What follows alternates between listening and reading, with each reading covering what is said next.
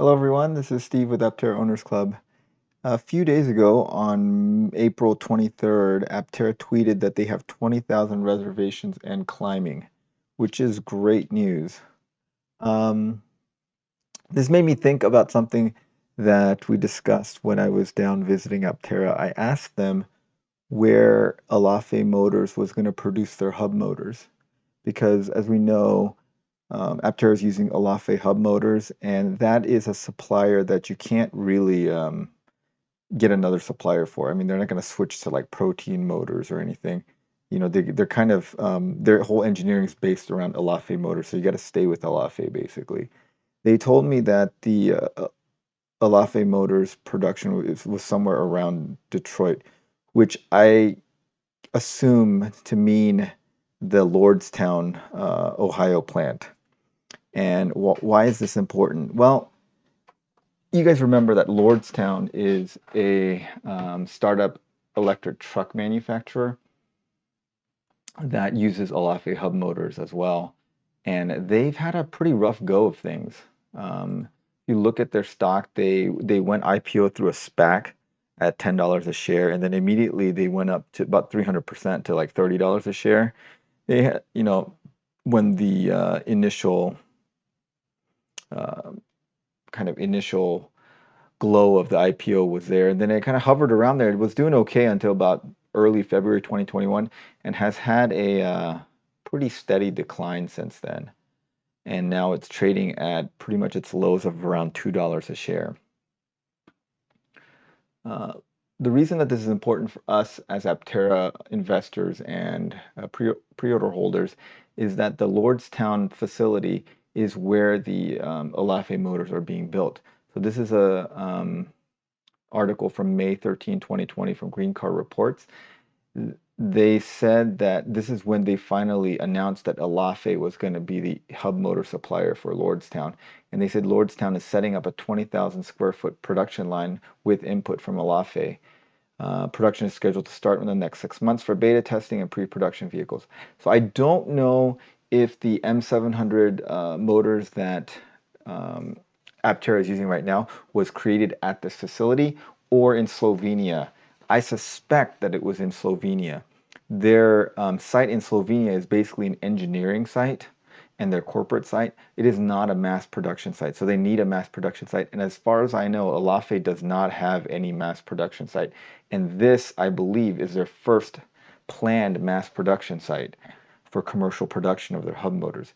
If anyone knows of another Elaphe production site, please let me know in the comments. But I don't think they have one in Europe. Lordstown and Aptera are their two big customers that they've made public. They may have other customers, but they have not disclosed them, and it's not public knowledge.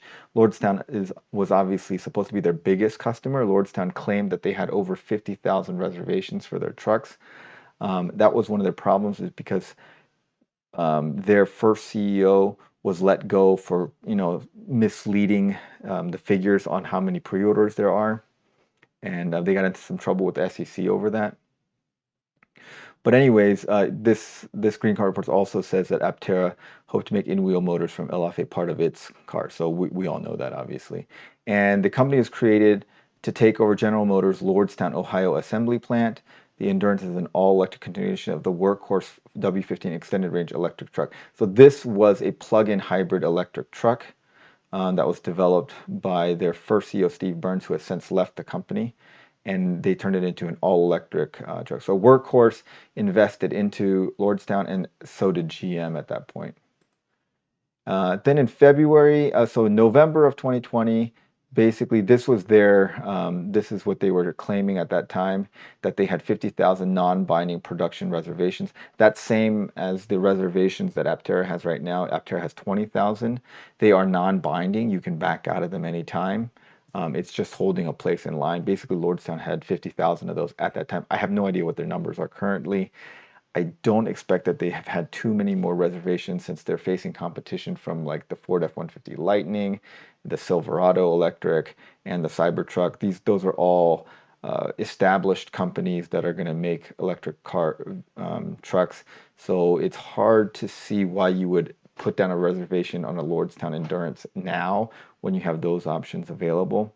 They were planning on making deliveries of Lordstown begin in the fall of 2021. So obviously they did not do that. We're in spring of 2022, almost summer of 2022, and Lordstown has not delivered a single vehicle. And remember, uh, if you go back here, so they were supposed to deliver in the fall of 2021 in here, and obviously that didn't happen. And they've had multiple leadership changes because of issues. This is they had a new CEO, Angela Strand, who replaced Steve Burns, and then she reiterated that they were planning on making its first vehicle in September of 2021. That did not happen again, and so they kept missing deadlines on production. And then they were running into a lot of problems at this point. By the time they got into fall of 2021, they were burning cash. Their stock was cratering. They just couldn't raise enough capital to go into production. And luckily, they ran into an agreement with Foxconn. And so in November of 2021, they announced that they had a partnership with Foxconn. So what was going to happen was Foxconn was going to buy the Lordstown facility for $230 million. That would inject cash into Lordstown, the company, because they would sell their major asset, which is the assembly line. And what's excluded is assets such as the hub motor assembly line and battery pack line. So they were going to sell most of the facility to Foxconn, but Lordstown was going to keep control of the hub motor and battery module and pack line portion of the facility. This whole facility is like in the millions of square feet. So they were going to keep a hold of like several 100,000 square feet of space to make their battery packs and their hub motors. They were going to do that themselves, and Foxconn, I think, was going to make the chassis and everything else and do the major assembly in that plant. Now, Foxconn is a huge company. Its official name is Han Hai Precision Industry, better known as Foxconn. We all know Foxconn because Foxconn makes a bunch of Apple products, the iPhone, but they make a ton of products. They're a huge company. Their revenue is $181 billion. It's more than that now because 2020 and 2021 were huge years for consumer electronics. They now have over 1 million employees. This data is a little bit out of date, but Foxconn is a large company. They have huge cash flows, and $230 million isn't like that much money for them. So they were planning on getting into that mainly because they were going to build Lordstown. They were going to buy stock and some equity ownership in Lordstown. They're tapped to manufacture this Fisker Pear.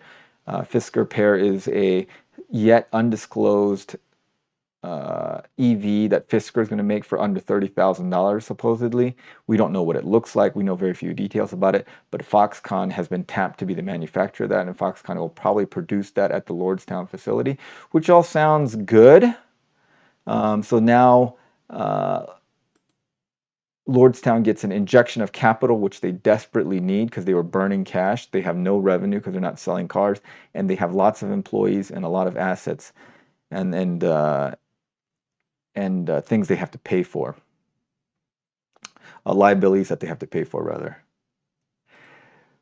And then in January of this year, Foxconn chairman said that Lordstown pickups will begin shipping this year. They said that they will start building their own self-developed electric bus in Taiwan, and then pickups made in cooperation with Lordstown will begin shipping in the second half of this year. So hopefully we will see Lordstown shipping in the second half of this year. However, there's been some snags.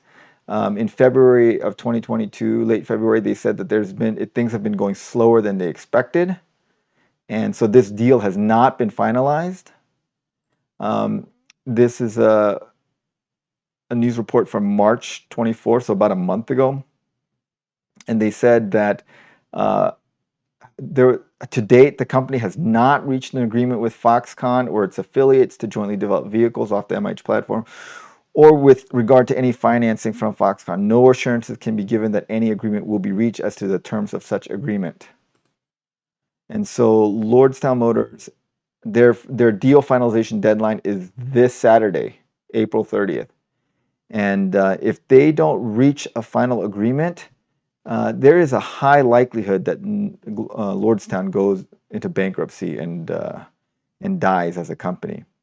That'll be a big problem for Aptera because it looks like Lordstown retained its ownership of the hub manufacturing and the battery pack manufacturing. So if they don't get the injection of capital, they will not be able to make hub motors. And I believe that the hub motors that they're making are not only for themselves, but also for the Aptera hub motors, because that is the only mass manufacturing plant I know of that's making Elaphe motors. And if Foxconn, if they don't reach a deal with Foxconn, they will not be able to make these motors. And then I don't know where Aptera plans on getting its motors from. If it seems likely that they will they will make a deal because both companies have indicated they plan to work together, and that'll ultimately happen. Whether or not you get an agreement signed by April 30th or a couple days after that, there's no indication from Foxconn or Lordstown Motors that they will not be working together. So that's good.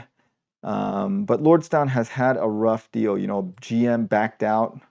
The Workhorse Group backed out of it as well, and all their insiders are selling stock. Like their former Steve Burns sold off a bunch of stock. The Workhorse Group sold off all their shares. And if you look at the other executives, they're all selling stock. So all the insiders are dumping stock, which is usually not a good sign. But hopefully this goes through. I don't know if the deal falls through, whether Foxconn is interested enough when Lordstown goes into bankruptcy to buy their assets and go into this. Foxconn does seem very interested in becoming an EV manufacturer. And of course, they know how to manufacture things, you know, not cars, it's been electronics, but you know, I think a lot of the skill sets transfer over, and they do have a deal with Fisker to manufacture their car. So it's possible that even if the deal doesn't go through, if Lordstown falters, that Foxconn will buy out the assets as it declares bankruptcy and then make the motors. Now, the problem with that is Foxconn may decide that in-wheel motors are kind of too fringe for them, and they'll just shutter that part of the operation. If that's the case, again, Aptera is in trouble. So I think the next week or so is going to be very important. I'm going to keep an eye on this news.